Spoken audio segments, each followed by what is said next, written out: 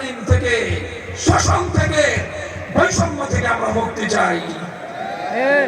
এই পর্যায়ে 2024 সালের রক্ত ঝরা জুলাই মাস আসলো। স্কুল, কলেজ, ইউনিভার্সিটি, আলিয়া মাদ্রাসা, কওমি মাদ্রাসা, প্রতিটি শিক্ষাঙ্গন থেকে আমাদের সোনার সন্তানরা বেরিয়ে আসলো। বিভেদের সকল দেয়ালগুলো ভেঙে ঘুরিয়ে দিয়ে হাতে হাত রেখে তারা একটি টেকনাফ থেকে তেতুলিয়া পর্যন্ত মানব প্রাচীর গড়ে তুলল। তারা অকাতরে রক্ত দিল, জীবন দিল। প্রায় 1.5 সহস্রাধিক মায়ের কোল খালি হলো।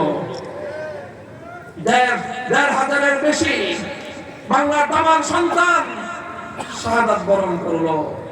30,000-এর বেশি জুলাই যোদ্ধা আহত হলো, ক্ষতবিক্ষত হলো, পঙ্গু হলো, দৃষ্টি হারালো, অন্ধত্বকে বরণ করলো। এইভাবে অনেক অশ্রু, অনেক কান্না, অনেক রক্ত, অনেক শাহাদাতের জীবন দানের মধ্য দিয়ে 2024 সালের জুলাই বিপ্লব সফলতা লাভ করলো। বাংলাদেশের মানুষ নতুন করে আবার তাদের স্বপ্ন বুনতে আরম্ভ করলো যে এবার ইনশাআল্লাহ আমরা আমাদের অধিকার নিয়েই ঘরে ফিরবো। জুলাই বিপ্লবের পরবর্তী আজ 2026 সালের ফেব্রুয়ারির 12 তারিখ অনুষ্ঠিত এই নির্বাচনকে কেন্দ্র করে তাই আজ বাংলাদেশ জামায়াতে ইসলামী, বাংলাদেশ খেলাফত মজলিস, জাতীয় নাগরিক পার্টি এনসিপি সহ 11টি দেশ প্রেমিক ও ইসলামিক সংগঠন হাতে হাত রেখেছি আমরা সেই মানুষের দীর্ঘ প্রতীক্ষিত 350 বছরের আকাঙ্ক্ষিত স্বাধীনতা এবং মানুষের ন্যায্য অধিকার তাদেরকে ফিরিয়ে দেওয়ার জন্য।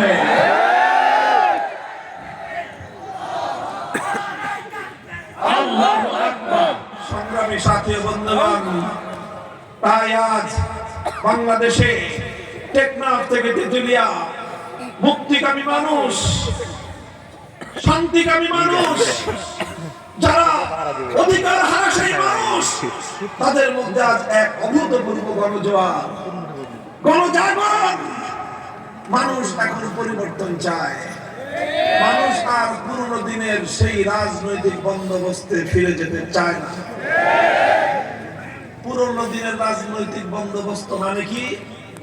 স্বাধীন বাংলার মাটিতে বিগত 55 বছর যে রাজনীতি হয়েছে, সেই রাজনীতির প্রধান দুটি বৈশিষ্ট্য।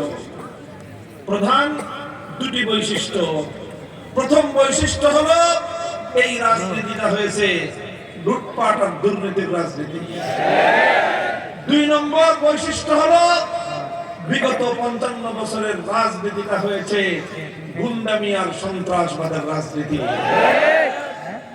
অর্থাৎ গুন্ডামি করে, সন্ত্রাস করে গণমানুষের তাদের মতামতকে জিম্মি করে ক্ষমতা দখল করার পর তারপরে দেদারসে দেশের মানুষের সম্পদ লুটপাট আর পাচার করে এই দেশটাকে তার কাঙ্ক্ষিত গন্তব্য পর্যন্ত পৌঁছতে দেওয়া হয় নাই।